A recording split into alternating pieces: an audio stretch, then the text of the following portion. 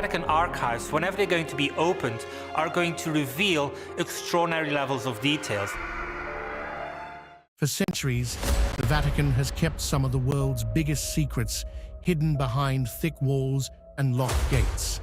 But now, after 500 years, one of the most mysterious vaults has been opened. And what they've found inside. It began like any other archaeological excavation, quiet, methodical, and unremarkable. It has a telescope and a big observatory. It has done for hundreds of years. Peter's bones, were they somebody else's bones? Again, we can't know for sure. They can channel the power of God to drive Satan away. But what those researchers uncovered beneath the streets of Rome would change everything we thought we knew about one of the greatest empires in history, because buried in a forgotten catacomb, sealed for nearly 2,000 years, was not just a tomb, but a message, one that revealed the real truth about ancient Rome, a truth so dark, so powerful, that many believe it was deliberately erased from history. And what lay inside that tomb suggests that Rome's rise, its brilliance, its dominance, its mystery may not have been entirely human. The unearthed tomb. In early 2025, a team of Italian archaeologists from La Sapienza University were mapping a series of ancient tunnels beneath the Via Appia, one of Rome's oldest roads. The area was known for catacombs filled with Christian burials and pagan remains.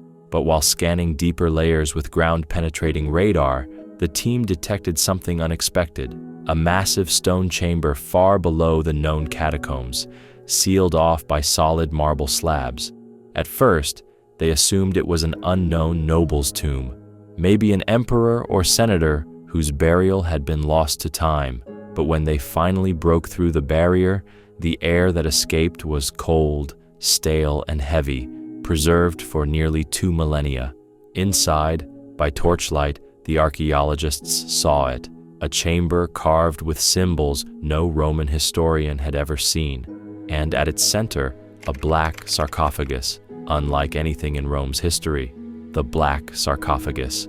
The sarcophagus was carved from obsidian, a volcanic glass that shimmered even in the dim light. Its surface was covered in inscriptions written not in Latin or Greek, but in a strange hybrid language, a mix of Egyptian hieroglyphs and early Etruscan symbols. This discovery alone was baffling. The Romans prided themselves on order, on logic, on reason. Yet here was a tomb that belonged to something outside of all known Roman custom. When they opened the lid, every member of the team stepped back in shock. The body inside was mummified, like an Egyptian pharaoh. The wrappings were soaked in resin, the facial mask made of gold leaf. Yet this wasn't Egypt, this was the heart of Rome. How had an Egyptian-style mummy ended up beneath the city's oldest road? And why had the tomb been sealed so carefully, as if someone wanted to hide it, not honor it? The stranger inside tests revealed the body belonged to a man in his early 40s, around 6 feet tall, unusually tall for that era. His skeletal structure was robust, and his DNA was unlike any recorded Roman lineage. Even more mysterious, when researchers tried to carbon date the wrappings, they found inconsistencies. Some fibers dated to 2,000 years ago, others were centuries older. It was as if the burial materials had been collected from multiple eras. But the most shocking detail was on his right arm. Etched into the skin itself, beneath the wrappings, was a strange symbol, a circle divided into 8 parts, surrounded by what looked like rays of light.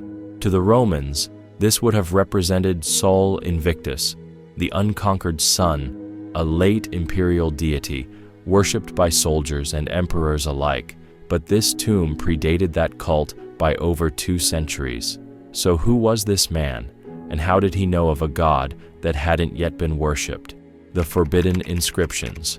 The tomb's walls were covered in inscriptions, a mixture of Roman Latin and symbols scholars could barely recognize. When translated, the Latin fragments seemed to be warnings. He came from the fire that falls from heaven. He built the city in the image of the stars. When his heart stops, the sky will weep blood. It sounded like mythology, yet the date of the tomb placed it around 500 BC, nearly 2 centuries before the founding of the Roman Republic. If true, it would mean that someone or something existed before Rome's birth, guiding its creation from the shadows, and that the Roman Empire might not have been the result of human ambition at all, but of an ancient plan. The Eye of the Empire. The strangest object found inside the chamber was a small metallic disc lying near the mummy's feet. About the size of a hand, it was made of an unknown alloy that resisted corrosion. In its center was a crystal lens, perfectly cut. When light hit the crystal, it projected a faint pattern onto the wall, a network of lines resembling the layout of early Rome. But the map was impossibly detailed, showing structures that shouldn't have existed for hundreds of years.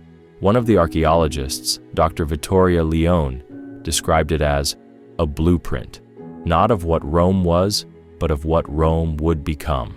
The Pantheon, the Colosseum, the great aqueducts, all appeared in the design, and at the very center of this map was the same 8-rayed symbol found on the mummy's arm.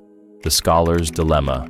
Word of the discovery spread quickly, but the Vatican stepped in within days, ordering all excavations suspended for preservation and safety reasons. Privately, researchers were told to stop all testing and hand over artifacts for evaluation, but a few had already taken high-resolution images of the inscriptions, and when translated, the message became even more disturbing. The writings spoke of a council of light, an order that descended from the heavens to guide mankind. They claimed to have taught early civilizations mathematics, language, and architecture, not as gifts, but as tools for control. It described the founding of a new city that would rule all men, one that would embody divine order and universal law, Roma Eterna, Rome eternal. If these translations were accurate, they suggested that the birth of Rome was not a coincidence. It was the execution of a design laid out by entities who claimed dominion over Earth's destiny. The tomb's curse. After the tomb was unsealed, strange things began happening. 2 workers reported seeing lights flicker deep in the chamber when no electricity was running. Others heard faint humming sounds that seemed to come from the sarcophagus itself. One night, a security guard quit on the spot after claiming he saw the golden mask's eyes move. When archaeologists returned weeks later, they found the tomb flooded with water, but no source of the leak could be found. The marble walls were perfectly sealed. Within days, the site was officially closed. Access was restricted to government and religious authorities only.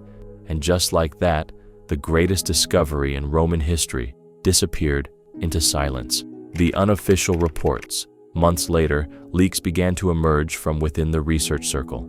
One anonymous insider claimed that the inscriptions described cycles of civilization, repeating empires that rise and fall according to celestial timing.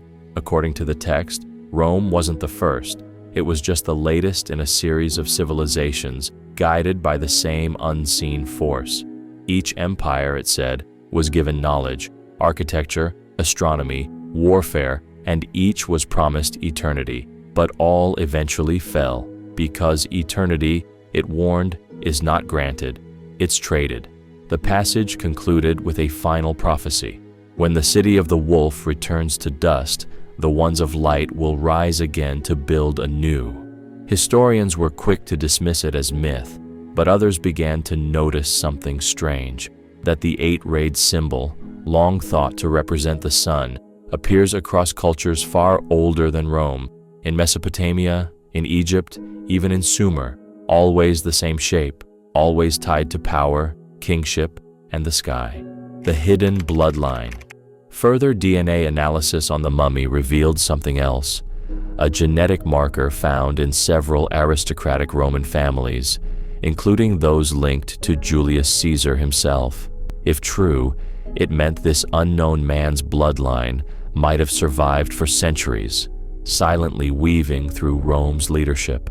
Could this explain how certain Roman families maintained power generation after generation, almost as if fate itself favored them. Some scholars began to suspect that the so-called Council of Light wasn't divine at all, but a secret order that manipulated empires through chosen heirs, and that the symbol of the 8 rays wasn't the mark of the sun, it was the seal of their covenant, the Vatican connection. Shortly after the discovery, Vatican historians made an unusual request. All artifacts, notes, and photographs were to be transferred to a private archive beneath St. Peter's Basilica. No public explanation was given, but those who have studied the early history of the Church know that Christianity rose as Rome fell, and that many of Rome's symbols, rituals, and holidays were quietly absorbed into the new faith. Could it be that the Church inherited not just Rome's empire, but its hidden knowledge? Some believe that what was found in that tomb threatened to expose a truth that transcended religion, that Rome's power, both ancient and modern, was rooted in something much older than humanity itself: the Obsidian Map. Before the site was sealed, researchers used laser scans to capture a full 3D model of the metallic disc found beside the mummy.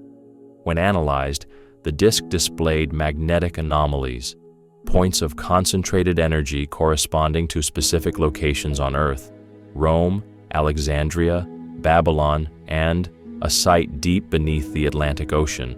The data suggested the disc wasn't decorative, it was a map.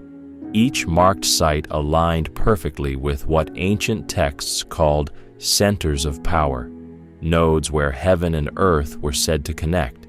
It appeared the Romans, or whoever guided them, had built their empire along these lines intentionally. Was this how Rome maintained its dominance for so long? By tapping into an ancient, invisible network of energy that stretched across the planet? The last message. In the final translation of the tomb's inscriptions, one line stood out, engraved above the sarcophagus in perfect symmetry: "He who commands the light commands the empire." It's a simple statement, but its meaning cuts deep. Light, the symbol of knowledge, of power, of control. Rome's entire history was built on illumination, law, language, and order spreading from one center to all corners of the world. But if this inscription is true, Rome didn't discover that light, it was given to them, and perhaps that gift came with a price. The legacy of the tomb today: the site remains closed. The Vatican denies any involvement. Officially, the find is classified as a private heritage excavation. But whispers continue. Locals near the Appian Way say that on certain nights, when the moon is low, they can hear faint chanting beneath the ground, in a tongue no one recognizes. Others claim that guards stationed at the sealed chamber refuse to work there for more than a few weeks at a time. As for the mummy, no one knows where it is now. Some say it was destroyed. Others believe it was moved to a secret facility for further study. But one thing is certain: whatever truth was buried beneath Rome, it was never meant for public eyes. Rome's history has always been written by the victors, powerful men who shaped the world in their image. But this discovery suggests something darker. What if the real architects of Rome weren't men at all? What if they were beings who used human hands to build an empire that would last millennia, only to vanish once their purpose was fulfilled? Maybe the fall of Rome wasn't a collapse, but a handover. Because if the 8-rayed symbol truly marks the return of the ones of light, then the empire that once ruled the world may not be gone.